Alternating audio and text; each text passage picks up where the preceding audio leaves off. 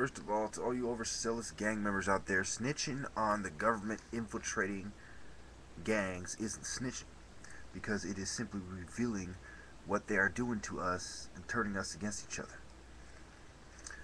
So, we start off talking about Operation Fast and Furious, CIA smuggling drugs to black communities of LA. These guns look familiar?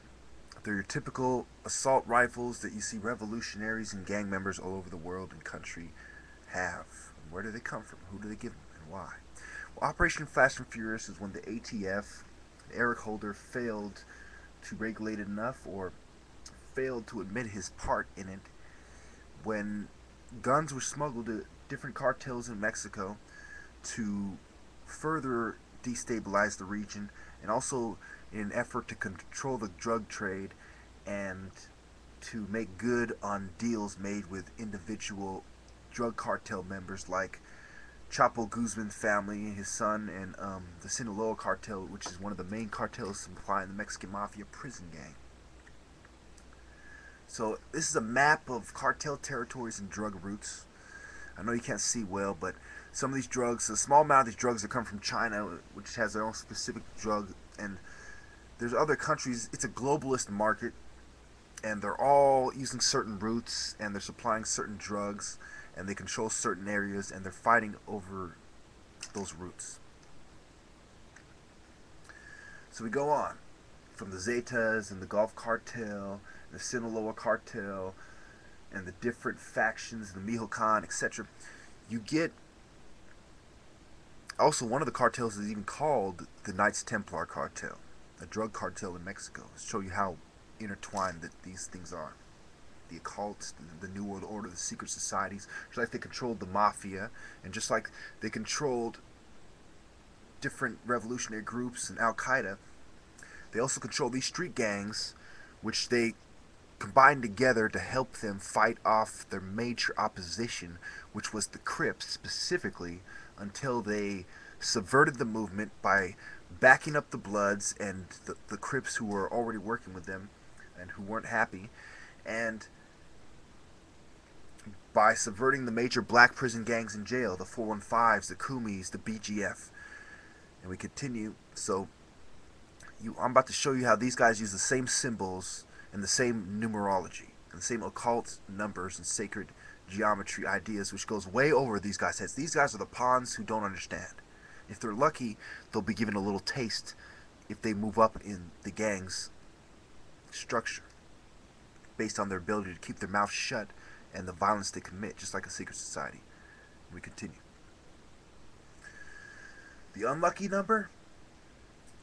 Yes, it's unlucky number for us because society is being brought down by the 13 bloodlines of the devil, the Illuminati, and some Mexican gang members and cartels have members of the Illuminati and Freemasons within them, and so they're not just controlled by them, but some of their cartels are made up of them.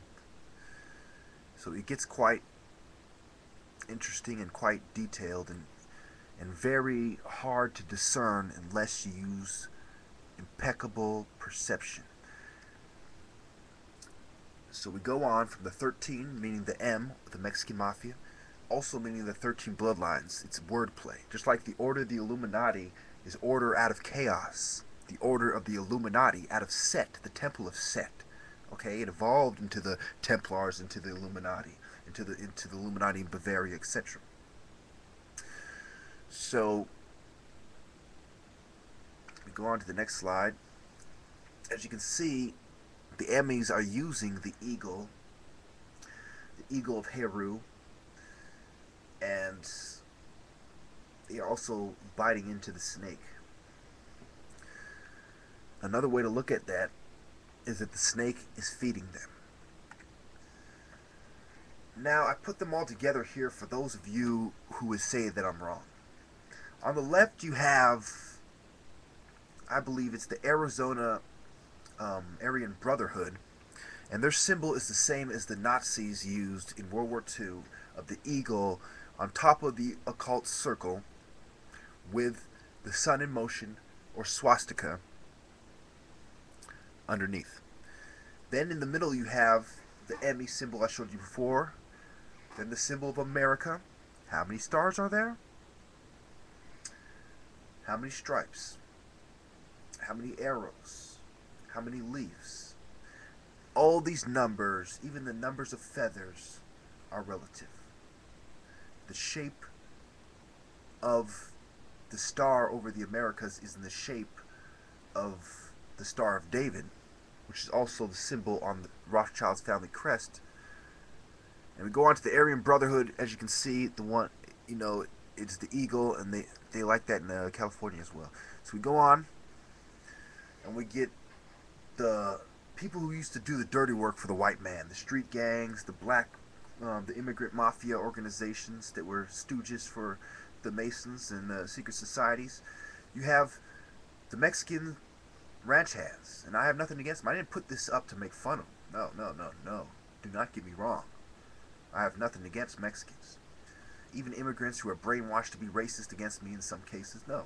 The majority of Mexicans are hard workers, and a lot of them are Christians, and I want to make them legal citizens here, the right way. And so we go on. This is a prison riot scene. It shows you the prison gangs I've shown you earlier. They attack the blacks.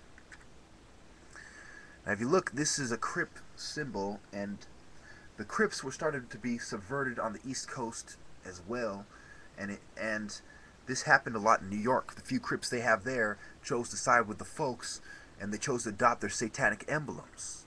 But the ones in California did not.